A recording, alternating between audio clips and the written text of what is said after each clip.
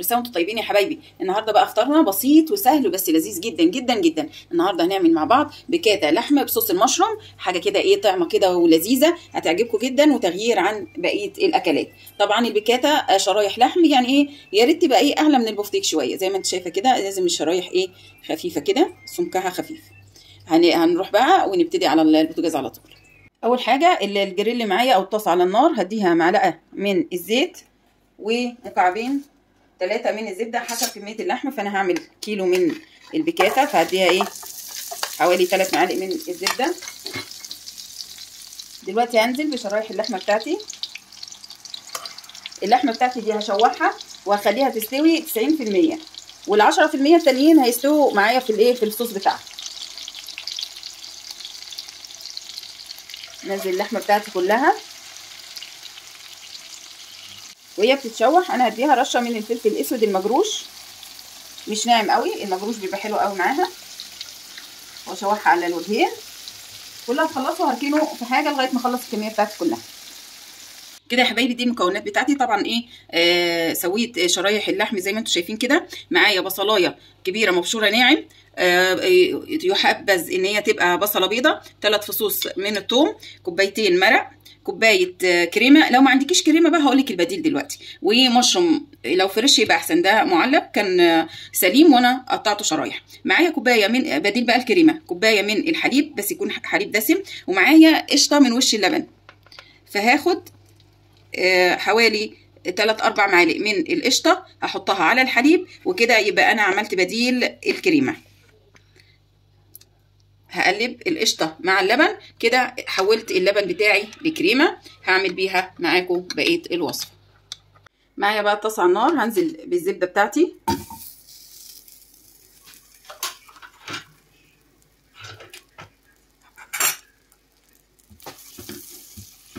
ومع الزبده هنزل بالبصله. طبعا انا مش هحمر، البصله تدبل وتفضل على لونها، اهم حاجه البصله تدبل وتفضل على لونها.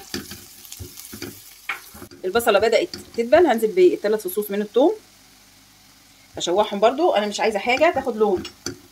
هبدا هديهم كمان معلقتين دقيق احمصهم مع البصله والثوم. هديهم رشه من الفلفل الاسود المجروش،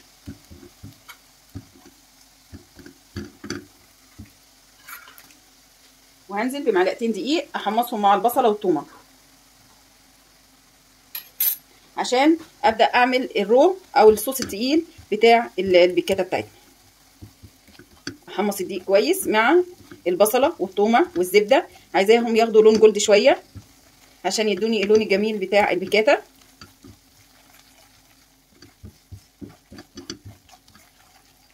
كده حبايبي دي خد معايا اللون دوت. هنزل بالمرق بسم الله.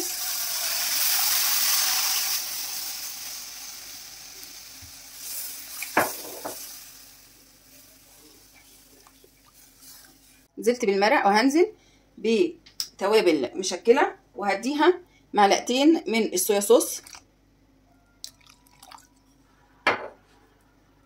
هقلب كله مع بعضه.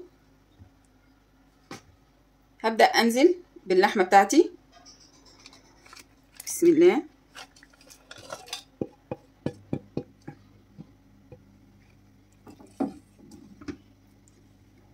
ونزلت باللحمه وهنزل بالمشروم بتاعي بسم الله.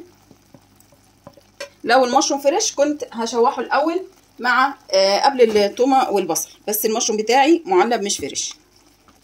وهنزل بالكريمه بتاعتي، وقلنا بديل الكريمه الايه اللبن والقشطه.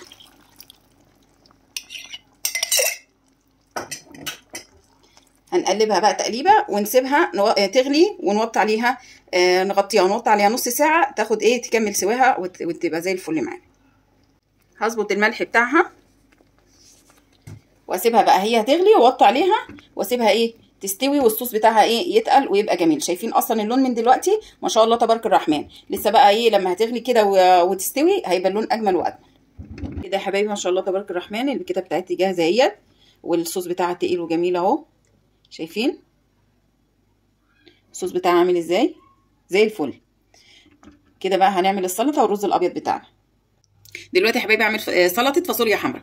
معايا الفاصوليا الحمراء مسلوقه، ومعايا الدريسنج بتاعي عباره عن ليمونه، معلقه زيت، معلقه خل، سنه كمون، والملح بتاعي. هحط الدريسنج بتاعي على الفاصوليا علشان ايه تشرب وتطعم كده ايه منه. هسيب الدريسنج على الفاصوليا، هقلبها في الدريسنج وهركنها قبل الفطار، هزودها على الخضار بتاعي. دلوقتي انا بعد ما تبلت الفاصوليا هنزل بقى عندي ايه كابوتشا، وعندي فلفل حار بارد اللي ايه تحبيه، طماطم، الخيار،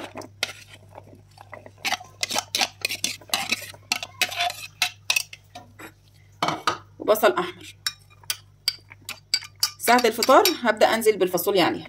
هعمل رز الابيض، حطيت معلقتين سمنة، هديله ربع معلقة من الحبهان على لورا اللي انا طحناه، وهديله فلفل اسود ومكعب مرق،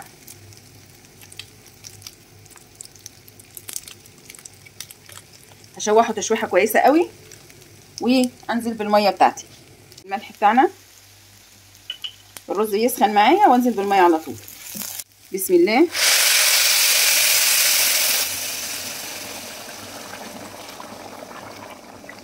الرز بتاعي يتشرب واقطع عليه شمعه يتشرب بقى براحته. يا حبايبي بحمر شويه شعريه، هعمل شوربه شعريه. معايا بصله صغيره هنزل بيها بعد ما الشعريه بتاعتي اتحمرت، وجزرايه برده صغيره هنزل بيها، اشوحهم مع الشعريه شويه. كمان معايا كام ورقه من الكرفس هيتشوحوا معاهم. كمان معايا طماطمايه مبشوره هنزل بيها برضه، اديها تشويحه معاهم. كمان هديها مكعبين مرق، لو عندي شوربه هحط شوربه، بس انا ما عنديش شوربه، فطبعا انا شوحت بسمنه بلدي تديني تيست عالي. وهديها ايه مكعبين مرق، وهديها فلفل اسود، وهديها نص معلقه من الحبهان على لورا، واظبط الملح بتاعي. اديها تقليبه حلوه مع البصله والجزره والكرفس والطماطمايه، وبعد كده ابدا احط الميه بتاعتي. دلوقتي ابدا احط الميه بتاعتي تغلي غلوتين، واطفي عليها هتكمل سواها. يا حبايبي الفاصوليا خدت تتبيلتها، حطيتها على الخضار، هقلبها بقى مع الخضار ونغرفها مع بعض كده. يا حبايبي ما شاء الله تبارك الرحمن، ده فطارنا النهارده، يا رب بقى يعجبكم. زي ما قلت لكم البيكاتا ممتازه، زي ما انتم شايفين الصوص بتاعها مظبوط جدا جدا جدا جدا، والرز الابيض حلو قوي وطالع مفلفل وزي الفل وريحته تحفه. والسلطه معانا دي سلطه خضراء، ودي سلطه الفاصوليا الحمراء، ومعانا الشوربه الشعريه بالخضار زي ما عملناها مع بعض.